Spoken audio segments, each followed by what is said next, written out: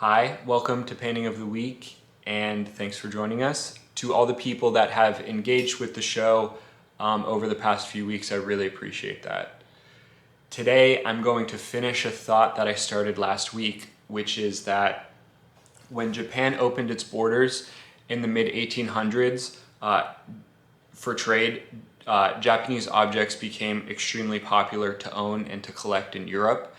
And the Japanese prints that made their way to Europe were not only collected by artists, but really influenced and informed and inspired a lot of the way that painters in Europe at the time were making pictures.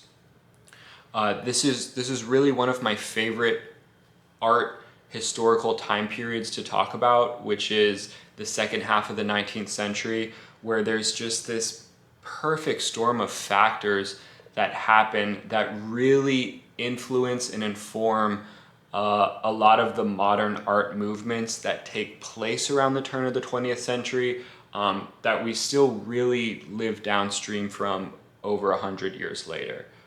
It's so interesting, and today we're going to be using Van Gogh as a case study for specifically Japanese influence in Western art that was happening during this period of time.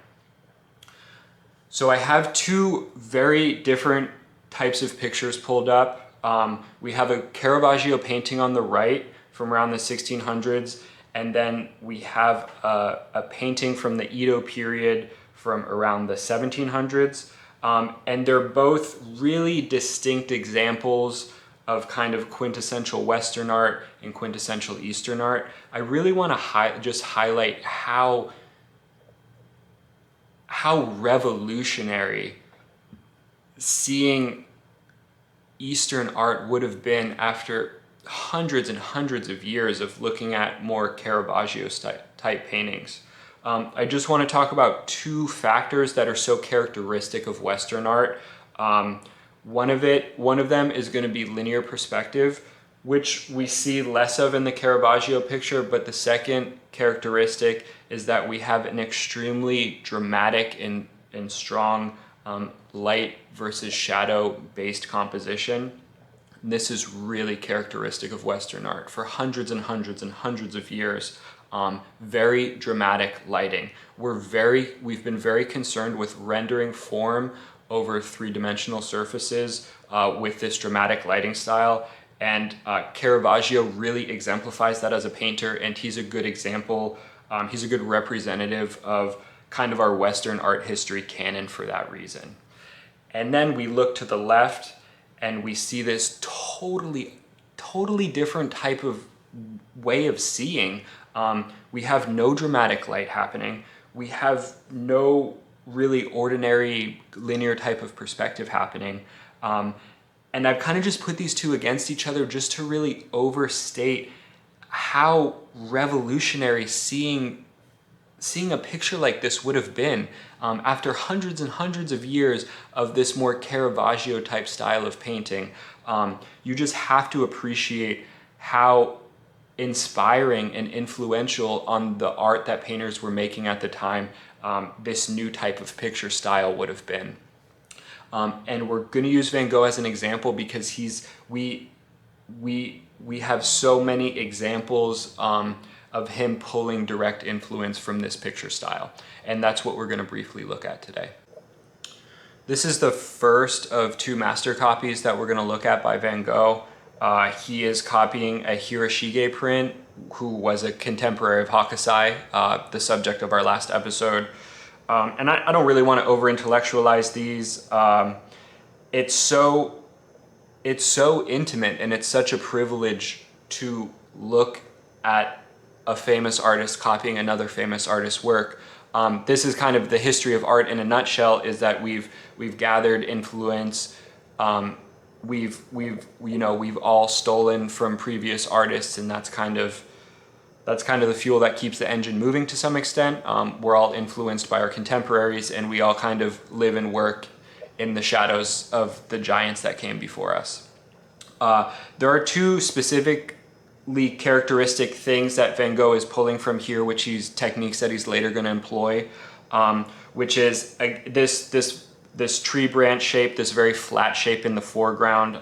There's no form rendered across it. It's very flat. That's a style that he's pulling from Japan that he is going to use in later work. And then the second thing that I happen to really like is that he kind of has this defining line happening for the trees in the midground. So he kind of does this thing where he draws in his paintings, and I really like that. And we're gonna look at one more master copy here, which is also from Hiroshige.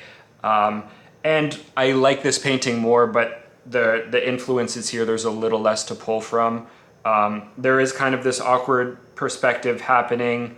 But again, yeah, so this is a second master copy, so we really see him absorbing influence and pioneering technique as he does these master copies. We'll look at one more Van Gogh copy here. I showed this last week kind of in the context of that incomplete thought last episode.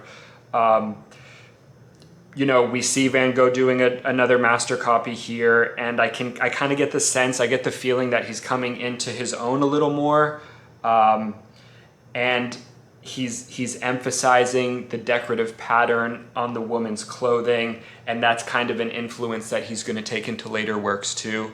It's an influence that I personally really like. I really like somewhat like over-rendered pattern on fabric, and maybe I'm stealing that from Van Gogh, and we know where Van Gogh stole that from. So that's kind of the way that the art world works.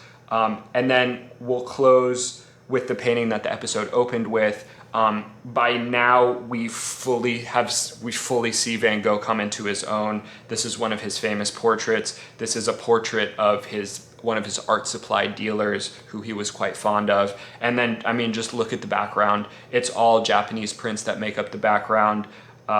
It's a really busy background, and it's a really busy foreground. I mean, there's so much really characteristic Van Gogh stuff happening here, specifically with the really directional brush strokes.